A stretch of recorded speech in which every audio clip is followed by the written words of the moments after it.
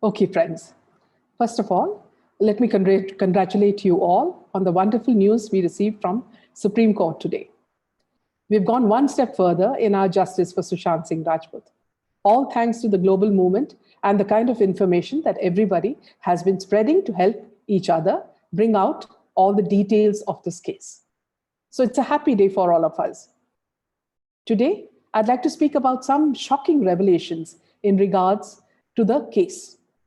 I'd like to speak about the certain links which you may have seen but not put together.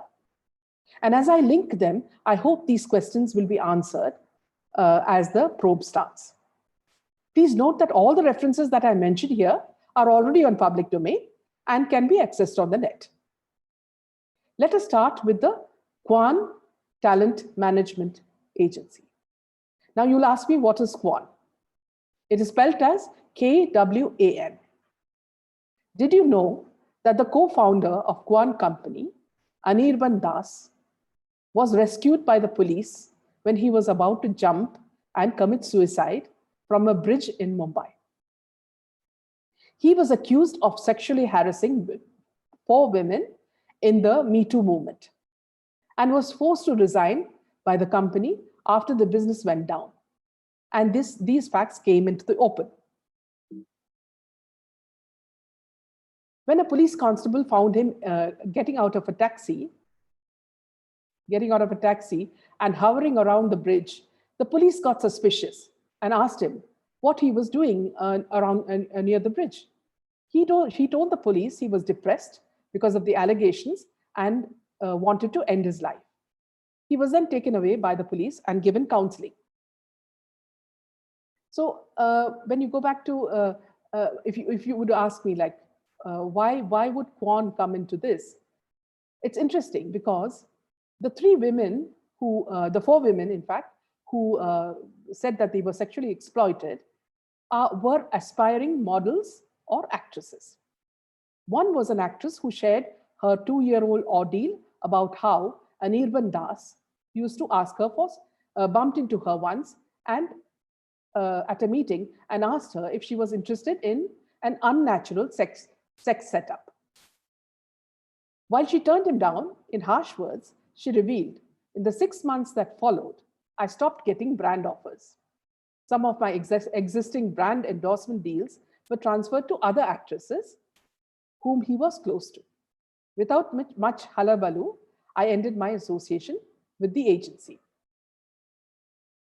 Another actor had accused Anirban of attempting a systematic breakdown of confidence by insulting them with his comments on their looks and body parts. She revealed, he told me I have small breasts and hence I won't have a long run in the Indian market. A model from a famous family of theatre artists has claimed that she went to his house for a professional meeting where Anirban asked her to strip. Vaise to tum hot ho. Why don't you strip down and show me your body? I think you should be considered for sexy parts, he said. The acting aspirant says he forcibly kissed her on the cheek when she tried to leave. On being questioned about not reporting the matter to the police, the model said that such stories were known to many, and she expected at least someone to act upon it. The last case was of an aspiring artist who shared an example of how she averted a major incident by saying no to him at the right time. She revealed how Anirban gave her his suite number, stating that casting is done in the bedroom and not in the public space. But she simply blocked his number and handled the situation on her own without reporting the matter. All this came to the front during the Me Too movement. Now you'll ask me, what is the connection with Sushant's case? Okay, Sushant joined hands with 2 people called Varun Mathur and Saurabh Bishra to start a company called Insai Ventures Private Limited. Sushant was one of the directors in the company. In fact, his designation was given as additional director on May 2018. The idea was to create intellectual properties, IPs, based on virtual reality, 3D printing, and artificial intelligence in the areas of content and communication, health and holistic wellness, education, and learning. The company would also launch a business incubation program where it would partner with other firms to create IPs. The firms estimated a project investment of rupees 300 crores in the first 2 years, and that a good part of this investment would come from their partners. So we can assume that Sushant would have invested a lot of his hard-earned money into this company. It is interesting to note that Varun was the director of Uniworld Being Talented, which is another company which had 4 partners, one of which is in fact Salman Khan. Then Varun left UBT to form a new company, which would have been Inside Ventures Private Limited. Varun has 10 other companies. This is one of them. In this connection, they had a press conference where Sushant said, Inside would work in R&D of innovative solutions that will allow people to be better prepared at a large scale for technological disruptions and to maximize the positive potential of opportunities enabled by emergent technologies. And Varun Mathur, the co-founder, went on to praise Sushant by saying that it is rare to have a movie star with this kind of depth of knowledge across such a diverse set of areas. So he continued to say that Inside is the embodiment of Sushant's thought leadership. It is a unique combination of strong intellectual property and emerging technologies that will allow us to maximize the potential of technological innovation. Now, what is interesting is that Salman Khan's company, UBT, takes ownership of Big Bang Media Ventures, the holding company that owns a premier talent company called Quan, in November 2018. The same company that kicked out Anirban for sexual harassment and being exposed by 4 women in the Me Too movement. Now, connecting it to the Sushant's case again, Disha was working for Cornerstone and Quan, among other companies, like Image Smith, Media Vantage, and Bennett Coleman and Company. Her job was to manage several Bollywood celebrities over the course of her career. Cornerstone was the PR agency owned by Bunty Sajde. If you ask me who is Bunty, well, he is Seema Khan's brother, and Seema is the wife of Suhail Khan, Salman Khan's brother. Now I think you see a sort of a link. Disha was managing actresses and actors. One of them was Aishwarya Rai for 2 years, when she was doing films like Jazba and Sarabjit Singh. Here it is interesting to note that Sarabjit Singh was produced by Sandeep Singh, the same Sandeep Singh who said he was Sushant's good friend, but who Meetu said she did not recognize, okay, at the crime scene. The same man who Arnab questioned in Republic TV when he gave 2 versions of where he was when Sushant died. Sandeep said that he was with his family, but the Congress man, Sanjay Nirupam, said no, Sandeep was with him when he got the news of Sushant's death. So Disha, in fact, when Disha's mother said that in an interview to Zee TV, that Disha was quite upset a few days before she died because she was expecting to manage celebrity Ranveer Kapoor. But it so happened that it got cancelled. Now here you can bear in mind that Ranveer Kapoor was associated with this company, Quan, for 9 years.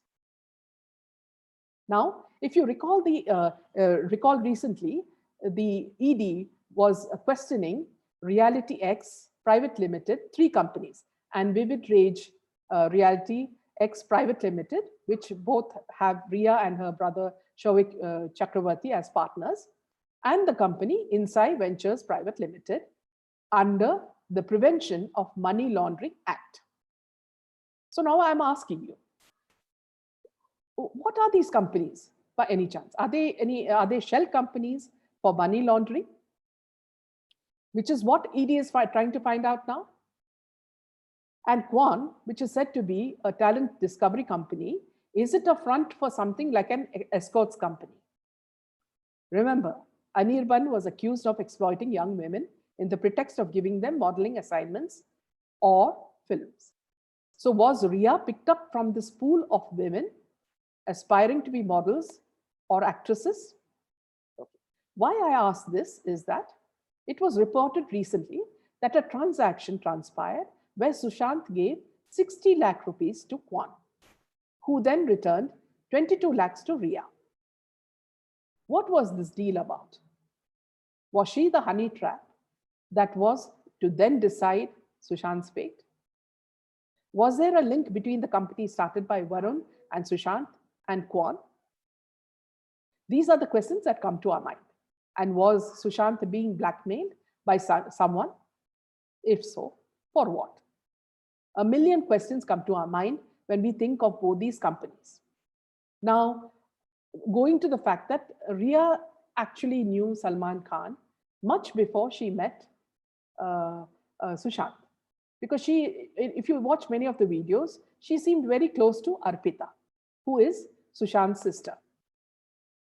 We also know that she hired the most expensive lawyer who had defended Salman Khan and Sanjay Dutt earlier, Satish Manchinde.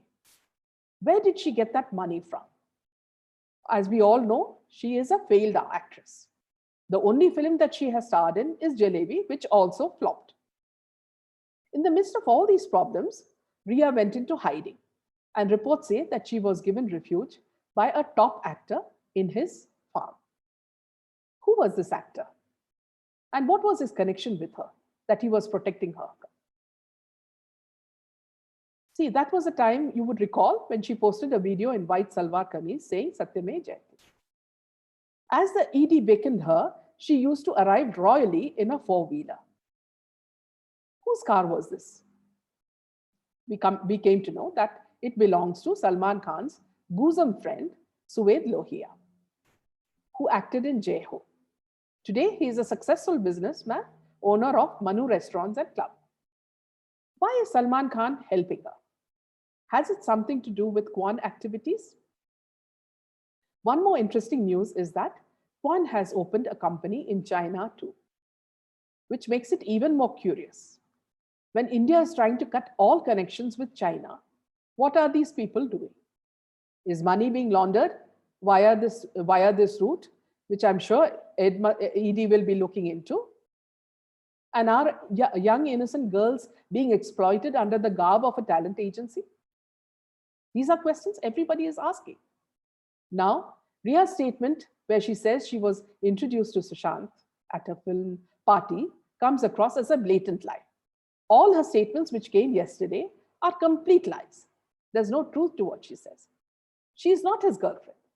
If you look at the body language, nothing shows that they were close or were in love. She was merely a pawn that has been used by big players to acquire Sushant's patents and his hard-earned money. This is how I see it. Plus, they wanted to eliminate an actor who could be competition for the actors who comply with them and play to their tunes. So who is this gang who planted Ria in his life? To isolate him, make him feel insecure by removing his staff, the staff he was comfortable with, dosing him with God knows what sort of medicines, spinning horror tales about him, then resorting to the last step, which was to destroy him and leave no evidence behind. So Ria would have forced him to change to a house that had virtually no security, making everyone communicate to him only through her, thus making him virtually unreachable. Perhaps that is when he would have given an SOS cry to his father and uncle that his life was under threat and he needed to be rescued. Furthermore, conniving with people like Mahesh Bhatt and Mukesh Bhatt to spread rumors that he was undergoing depression that would lead to his death, like Praveen Babu. When the people concerned realized that Sushant knew about Disha, what Disha had revealed to him before she died, he had told some friends that he would address a press conference to reveal the workings of this mafia.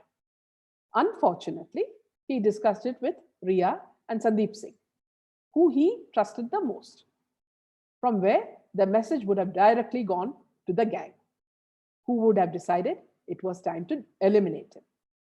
Very much like the Sunanda Pushkar case, where she was killed before she could do a press conference. The modus operandi in such cases seems the same. This is what Jia Khan's mother also said happened to her daughter Jia, and that she was killed, and it was to appear that it was more like a suicide. So I hope this case will also be revived. Today, many women are exposing members from this gang. Women like the aspiring actress Pooja Mishra recently said that she was exploited by Salman Khan, that the family used black magic to make her go crazy, that they were tagging her, spying on her for 15 years and looting her, that Shatrughan Sinha and his family and Salman Khan had joined hands to suppress her. She says they are clannish. She says that her father was killed by them. She was drugged and made unconscious and raped on the sets of Big Boss, that then banned her from the show at 2 o'clock at night.